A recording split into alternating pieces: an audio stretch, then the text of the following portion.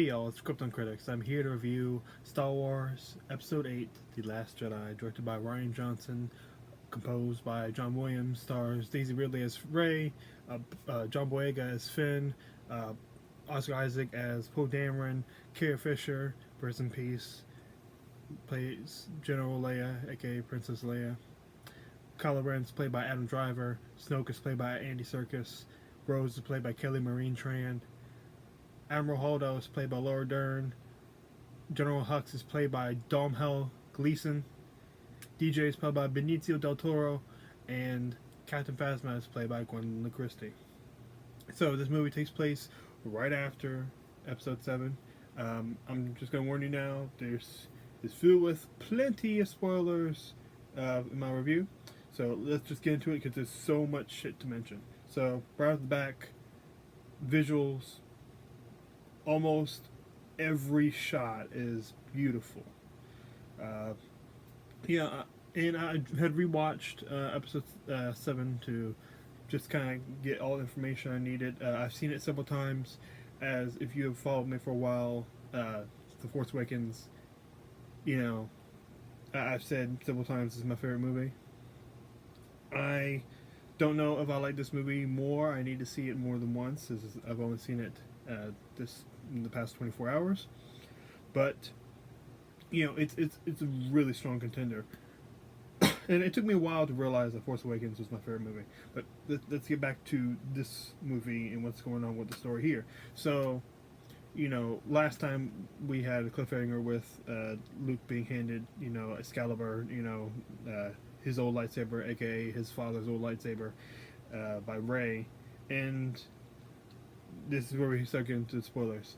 Nigga just chucks it behind him, like fuck that shit, and just walks on. He doesn't say anything to Rey. And it's interesting to see just that automatically sets up, how his character has changed since the last time we saw him in Return of the Jedi. At least in the movies, in comics and video games, yada yada yada, even in canon. But you just learn how much he's changed and how disingenuous he is with the prospect of being a hero, and the Jedi, he just thinks them as like kind of bullshit, really. Like, he thinks of them as so hypocritical, and that kind of goes back to the information that we're given, watching the prequels, and like, this organization really sucks. Like, they enslave kids and give them lightsabers right next to the fucking face, and there's like really no regulation at all. And then they're saying, well, we're so high and mighty about, let's kill some of these people because we're the good guys, right? We don't need to question. And of course, there was all that bullshit that I guess we all had to be celibate. I don't hate the prequels, but there's a lot of stuff I do not like, and that is definitely one of them. Because you have to work hard for me to outright hate a movie. There's several times I can have, I can be kind of in the middle. Even a D, I don't consider necessarily hating a movie in my rating scale. But you gotta be like Alvin the Chipmunk's bad for me to think of you as that bad. You gotta really do just like devoid of entertainment for me personally. Now, so Luke is disingenuous with the Jedi. He refuses the call to, teach, our new hero. And, he's been stuck on this island on Octu. And he's just been living his life with these porgs, which are basically like penguins. I don't know how you are able to avoid them if you haven't seen them or heard their names, because they've been everywhere in marketing. But, I was a little worried at some point that the porgs were going to be too much and just like shoved in the hair. Just not funny.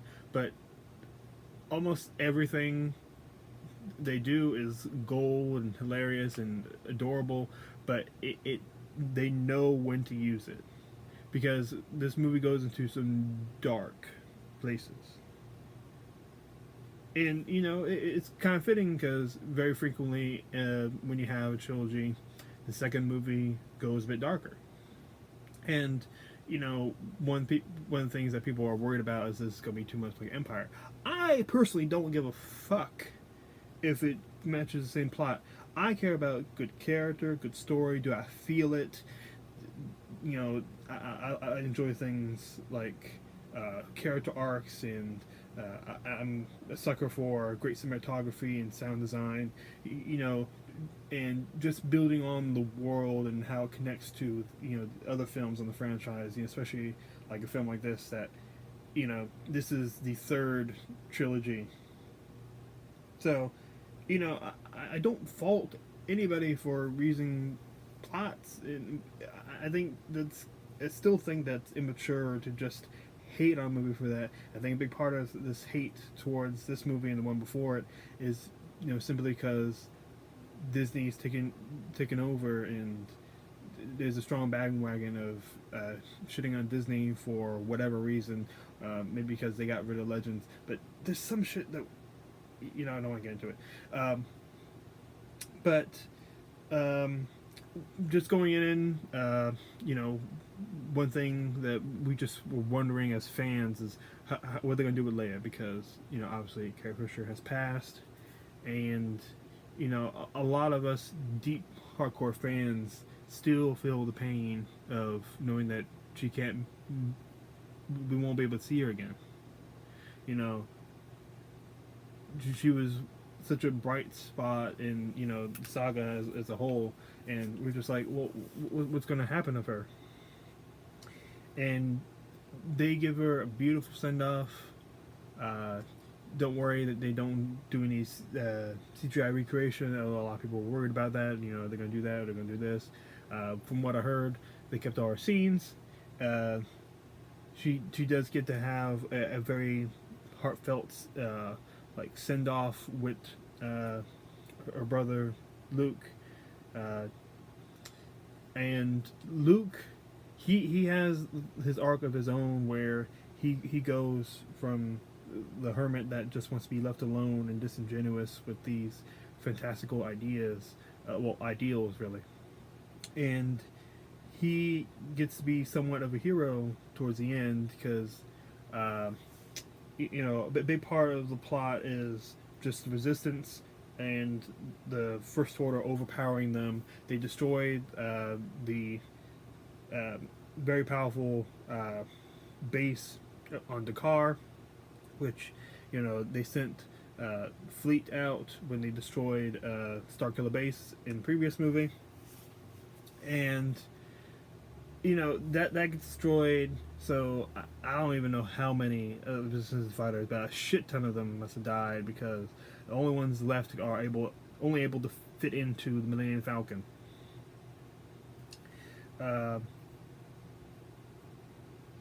We get introduced to characters of Rose and Holdo. I really enjoy the characters.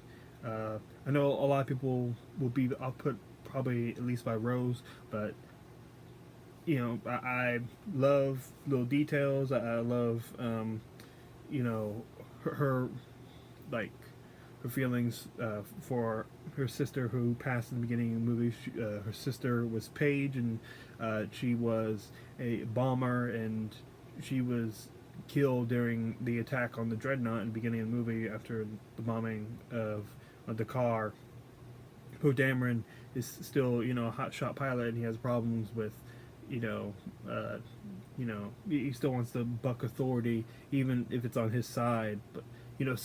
But never at a point in the movie does his decisions or Holdo or Leia's decisions feel like they're out of character. They don't feel like that, and they don't feel like that's just an outright dumb decision.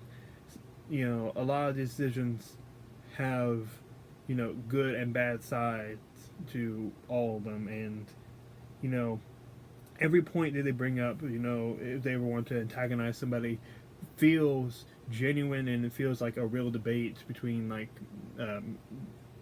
generals. I mean, technically, Poe Dameron never becomes a general. Matter of fact, he gets demoted by Leia. now, let's talk about Leia again. Leia has a very strong relationship with Poe, and you really feel her mother's side. And I started thinking about this like shortly before this movie came out. Like, Poe really is. He has become the son that Leia really never had, because her son turned to the dark side and just starts killing people, and eventually kills, his own father, aka I guess either separated husband or divorced husband. I'm not sure, but they had a profound connection, and she felt the time when after he was killed, by this thing right here, and right after the attack on the dreadnought, the ship that she's on, the Radis, is blown up. Admiral Akbar just fucking dies. He just gets like a one word mention, like, "Oh, Akbar, I liked him." Like, I really liked his story arc from the Clone Wars 3D animated cartoon, which it does fit into canon and Legends. And I'm like, oh, that sucks. But eh,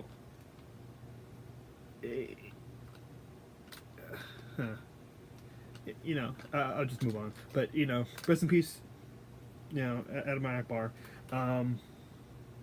And you think for a second that like Leia, the ship, the Radis, just blew up, and you think, is Leia gonna die? Or, like, is this how she goes out?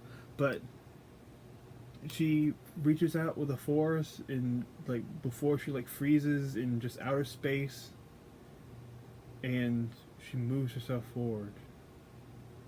And I'm gonna tell you, man, just streamers of tears are coming down. I might as well just start swimming in that shit.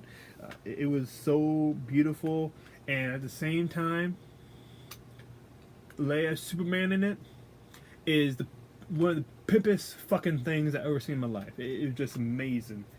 There's another really pimp moment, and I'm gonna get to that later. But I'd never seen like a roughly 60-year-old woman like using energy and moving that was just that badass. And I've never seen that anywhere on like film or television, and they fucking did it. So Rose and Finn meet each other after Finn gets up, because last movie he got sliced right here. He has recovered, and he wants to find Rey again, because he had developed like strong like feelings for her, whether that's just simply like I see her as my sister, or that's romantic, is up for debate, but it is profound.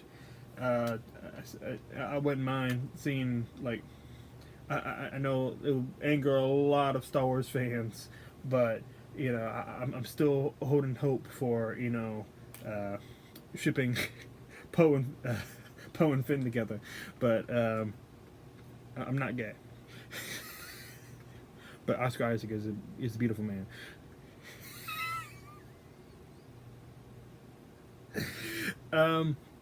Anyway, but they start developing this connection, and they go over to Canto Bight because they need to find a man that they can remove the tracker. They need a decoder to help them get rid of a tracker that's on the ship, the Supremacy, which is following